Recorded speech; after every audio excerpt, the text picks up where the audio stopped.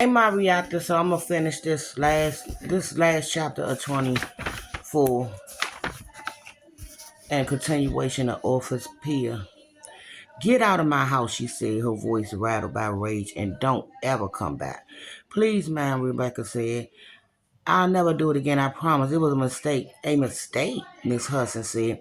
A mistake is tearing a sheet or dropping a plate. This was not a mistake. You need to get out of my house now before I have my husband sent for the police. Rivers of tears spilled down Rebecca's cheeks. Please, she cried. I'm sorry I lied to you earlier, ma'am, but my baby, my precious Simon, he passed away right after he was born.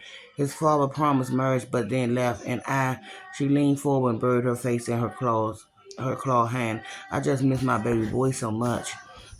Mrs. Hudson held Cooper to her chest, her eyes filling. I'm sorry about your son, I truly am, but you shouldn't be here.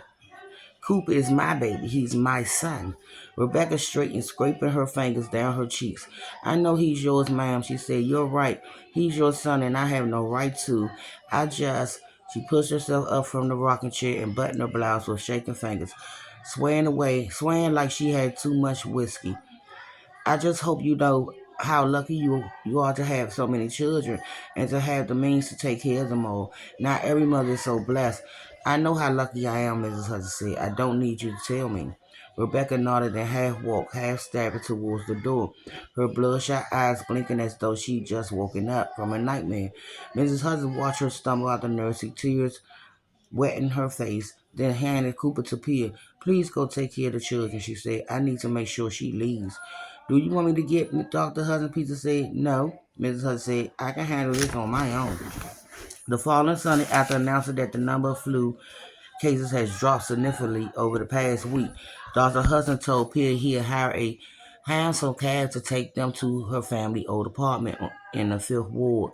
Mrs. Hudson insisted they would imagine on the trip, and Dr. Hudson agreed they shouldn't take any chances despite the promise of report that the flu might finally be coming to an end. Pia didn't care either way. She only hoped against hope that she find news about her brothers or Vader. It has been months since the war ended. Surely he had found his way home by now. Staring out the cab window, she felt like she'd been let out of prison. How long had she been holed up at the Hudson's? With everything that had happened, she lost track of time. Days blurred into weeks and weeks blurred into months, and the months felt like years. As usual, she searched the sidewalks for familiar faces, but Ollie and Max, Vader and Finn, and of course Nurse Waters. At least if she saw someone she knew this time, Dr. Hudson would make the driver stop and let her out. When they arrived in front of her old house, she got out of the cab on shaking legs. If she found her father, how would she explain what happened to Harley and Matt? Would he understand? Would he blame her and be angry? She gripped her elbows and stared up the window to the old apartment, shivering while Dr. Hudson paid the driver to wait. To her surprise, she realized she never wanted to see this place again, because other than the possibility of finding out what happened to her loved ones, never coming back here would have been fine. The cramped dim room of 48 Shuck Alley had held too many bad memories. Vader leaving for the war, Muddy dying of the flu, Ollie and Max inside the dark cubby. Are you ready? Dr. Hudson said, making her jump. She nodded and swallowed and led him up the front steps. Stepping around crumpled newspaper pages, a rusted bucket, and shards of broken glass, they made their way across the dim foyer and started up the steps. Plaster and dirt gritted under their shoes, and the smell of boiled cabbage and fried onions filled the corridors. For a fleeting moment, she remembered what it felt like to be returning home after school, looking forward to eating dinner with her parents and playing with Ollie and Max. The light, happy feeling of being carefree before the world went dark and her life was turned upside downwards, flickering just within reach. Then it disappeared as fast as it came, replaced by the horrible, heavy crush of heartache and grief. When they reached the fourth floor, she hurried to the door in what used to be her family home, certain her heart was going to burst from her chest. What if a different family lived there now and she had to explain herself all over again? What if they didn't understand English either? What if they refused to answer the door? She took a deep breath, knocked, and glanced up at Dr. Hudson. He gave her a reassuring smile, but doubt muddied his eyes. Seconds seemed like hours as they waited for someone to answer. She bit her lower lips and knocked again. Finally, the handle turned and the door opened. A dark-haired woman with a tired face stood holding a baby on her hip. To Priya's relief, it was the same woman who was there before. Rajasi, the woman said, smiling woman. She gestured for Pia and Dr. Hudson to come in.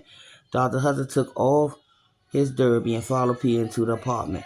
The two children who'd been on the bed the first time she returned looked up from where they were playing. The same doll and wooden top on the floor between them. The straggly bearded man was nowhere to be seen, and she wondered what happened to him. After being in her husband's beautiful house, the room she used to call home seemed smaller and darker now. The floors and walls and cupboards and dishes peeling and coated with grime. The curtain and bed and dirty and ragged. She never understood how poor they really were until now. The difference between this home and her husband's home was late nights and days, black and white, diamond and dirt. Again, she asked herself why God allowed such injustice. Why should some suffer based on matters of luck and circumstances and places of birth?